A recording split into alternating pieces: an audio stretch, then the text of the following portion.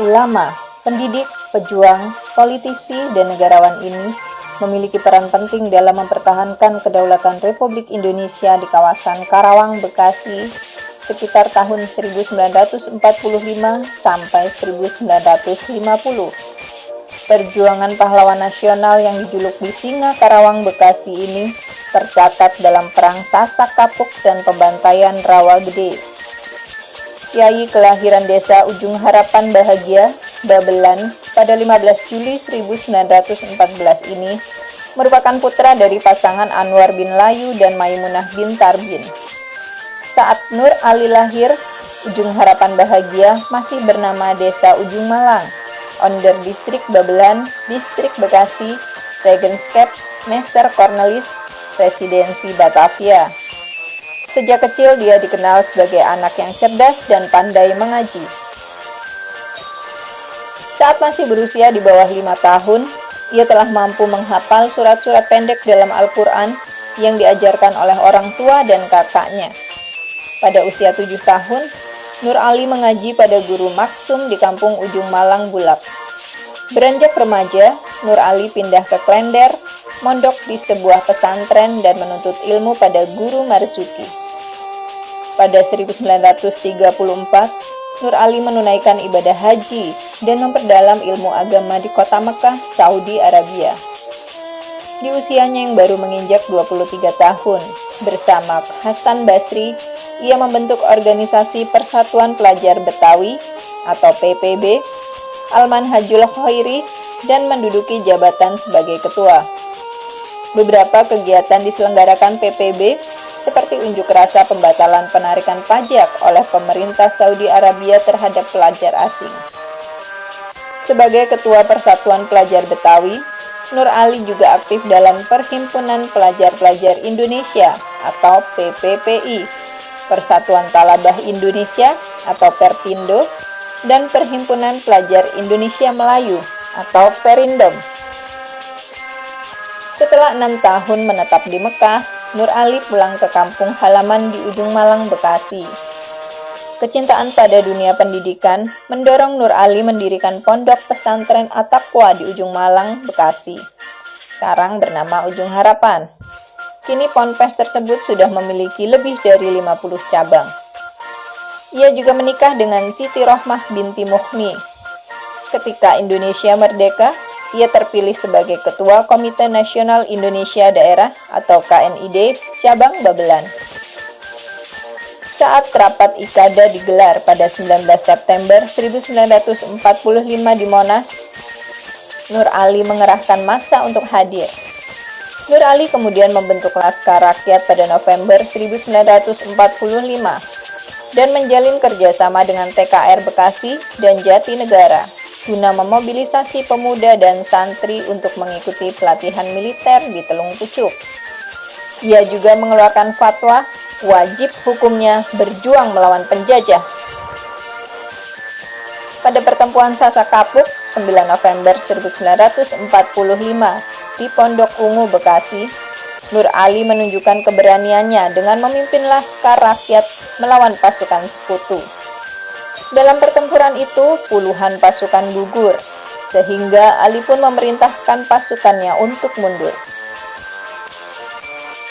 Akhir 1945, dibentuk kesatuan bersenjata yang berafiliasi kepada partai politik.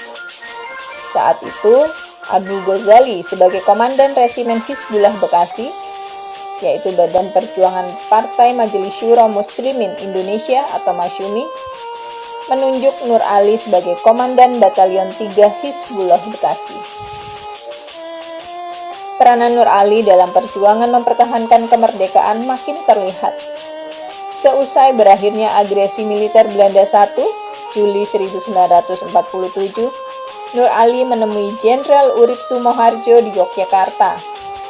Ia diperintahkan untuk bergerilya di wilayah Jawa Barat dengan tidak menggunakan nama TNI. Setelah pertemuan di Yogyakarta, Nur Ali kembali ke Jawa Barat, lalu mendirikan serta menjadi komandan Markas Pusat Hizbullah Sabilillah atau MPHS Jakarta Raya di Karawang. Perjuangan melawan Belanda kemudian berlanjut di Rawagede. Saat itu Nur Ali memerintahkan pasukannya bersama masyarakat di Tanjung Karekok, Rawagede untuk membuat bendera merah putih ukuran kecil yang terbuat dari kertas. Ribuan bendera tersebut ditancapkan di setiap pohon dan rumah penduduk dengan tujuan untuk membangkitkan moral rakyat bahwa di tengah-tengah kekuasaan Belanda masih ada pasukan Indonesia yang terus melakukan perlawanan. Tentara Belanda atau NICA yang sebelumnya berpikir bahwa tentara Republik Indonesia sudah tidak ada menjadi murka saat melihat bendera-bendera itu. Belanda mengira hal itu dilakukan pasukan TNI di bawah komando Mayor Lukas Kustario yang memang bergerilya di sana. Belanda berusaha memburu pasukan Lukas, namun gagal. Di tengah kefrustasian, Belanda mengumpulkan sekitar 400 orang rakyat Rawagede lalu membunuh mereka semua.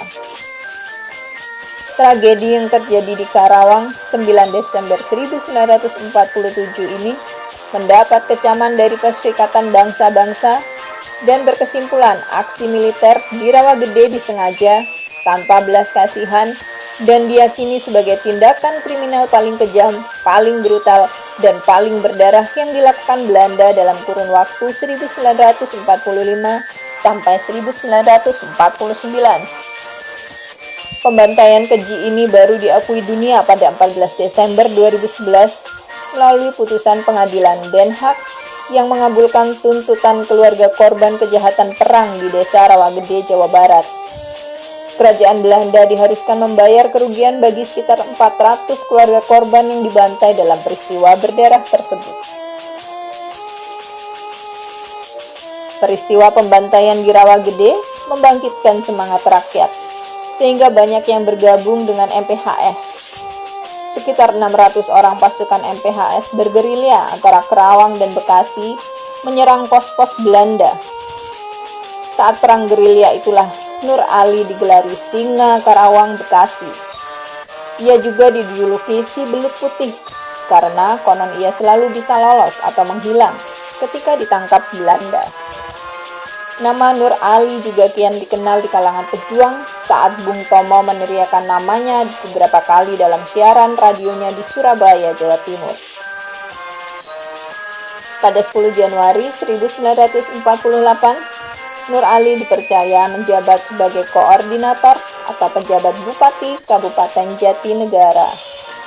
Tidak lama kemudian, tepatnya 17 Januari 1948, berlangsung perjanjian Renville yang mengharuskan tentara Indonesia di Jawa Barat hijrah ke Jawa Tengah dan Banten. Nur Ali memilih hijrah ke Banten dengan membawa 100 orang pasukan dari Kompi Syukur. Saat beristirahat di Cipayung, di tengah perjalanannya ke Banten, ia sempat ditangkap tentara Belanda, namun berhasil meloloskan diri. MPHS kemudian diresmikan menjadi satu batalion TNI di Pandeglang, Banten. Saat akan dilantik, tiba-tiba Belanda menyerbu. Nur Ali bersama pasukannya bertempur di Banten Utara sampai terjadinya perjanjian Rumroyen. Perjuangan mempertahankan kemerdekaan itu pun berbuah manis dengan diakuinya kedaulatan Republik Indonesia dalam konferensi meja bundar pada tahun 1949. Di tahun yang sama, ia diminta membantu Muhammad Natsir sebagai anggota delegasi Republik Indonesia Serikat di Indonesia dalam konferensi Indonesia-Belanda.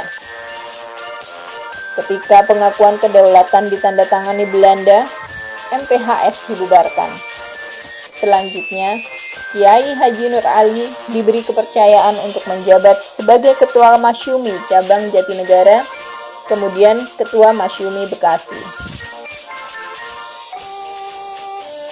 Pada Januari 1950, Kiai Haji Nur Ali bersama teman-teman dan anak buahnya membentuk Panitia Amanat Rakyat.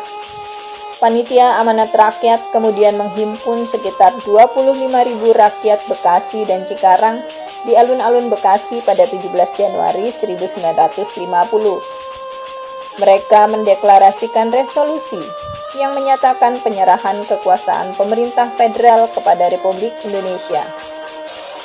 Pengembalian seluruh Jawa Barat kepada Negara Kesatuan Republik Indonesia. Kiai Haji Nur Ali bersama Lukas Kustaryo menuntut agar nama Kabupaten Jatinegara diubah menjadi Kabupaten Bekasi. Tuntutan tersebut diterima oleh Perdana Menteri Muhammad Natsir. Sehingga pada 15 Agustus 1950 terbentuklah Kabupaten Bekasi di Jatinegara serta selanjutnya dimasukkan ke dalam wilayah Provinsi Jawa Barat. Masih di tahun yang sama, Kiai Haji Nur Ali mendirikan Madrasah Diniyah di ujung Malang dan selanjutnya mendirikan Sekolah Rakyat Indonesia atau SRI di berbagai tempat di Bekasi, kemudian juga di tempat lain hingga keluar Jawa. Pada 1953, Kiai Haji Nur Ali membentuk organisasi pendidikan dengan nama Pembangunan Pemeliharaan Pertolongan Islam atau P3 yang dijadikan induk bagi SRI, pesantren, dan kegiatan sosial. Pada Pemilu 1 tahun 1955, Masyumi Bekasi berhasil memperoleh suara terbanyak. Dengan perolehan itu, pada Desember 1956, Kiai Haji Nur Ali ditunjuk oleh pengurus Masyumi Pusat sebagai salah seorang anggota Dewan Konstituante. Pada saat terjadi pemberontakan yang dilakukan Partai Komunis Indonesia pada 30 September 1965, bersama rekan-rekan seperjuangan di organisasi Islam, Kiai Haji Nur Ali turut berperan menumpas gerakan tersebut, terutama di wilayah Bekasi dan sekitar Jakarta. Kiai Haji Nur Ali berpulang ke rahmatullah pada 29 Januari 1992 di Bekasi dan dimakamkan di Masjid Gai Haru Jami' Al-Baqiyatus Sholihat, Bekasi. Ia meninggalkan 2 istri dan 10 orang anak. Dari istri pertama yang bernama Siti Rohmah binti Mukhni lahir 12 anak. Namun hanya 9 yang bertahan hidup. Sedangkan dari istri yang bernama Rohmani lahir 2 anak, namun hanya 1 yang bertahan hidup. Pengakuan Kiai Haji Nur Ali sebagai pahlawan nasional rupanya melewati jalan yang panjang. Sejak tahun 1994, nama Kiai Haji Nur Ali mulai diajukan untuk menjadi pahlawan. Tahun demi tahun, namanya terus diajukan, namun belum juga berhasil. Presiden Soeharto saat itu hanya memberikan penghargaan Bintang Naraya sebagai tanda kehormatan tertinggi untuk menghargai pihak yang secara luar biasa menjaga keutuhan Indonesia. Penghargaan ini levelnya masih 1 tingkat di bawah pahlawan nasional. Hingga akhirnya pada 2006, Kiai Haji Nur Ali berhasil mendapatkan predikat sebagai pahlawan nasional sekaligus penghargaan Bintang Mahaputra Adipadana berdasarkan SK Presiden RI nomor 085/TK tahun 2006 tanggal 3 November 2006. Jenderal Besar TNI Purnawirawan Abdul Haris Nasution mengatakan, mengenang Kiai Haji Nur Ali adalah mengenang pejuang sepanjang hayat. Di bidang manapun diperlukan bangsa dan umat. Nama beliau mesti tercatat di tugu syuhada Indonesia sebagai ulama teladan yang selalu bersama rakyat dan umat. Nama Kiai Haji Nur Ali kemudian diabadikan dalam sejumlah proyek infrastruktur di Kota Bekasi seperti Jalan Raya Kiai Haji Nur Ali Kalimalang, Jembatan Layang Sumarekon Kiai Haji Nur Ali, Auditorium Kiai Haji Nur Ali di kantor Pemkab Bekasi, dan nama Gedung Islamic Center Kiai Haji Nur Ali. Patriotisme dan keberanian Kiai Haji Nur Ali dalam membela bangsa dan negara bersama rakyat juga telah menginspirasi Khairil Anwar untuk menulis puisi berjudul Karawang Bekasi yang sangat terkenal.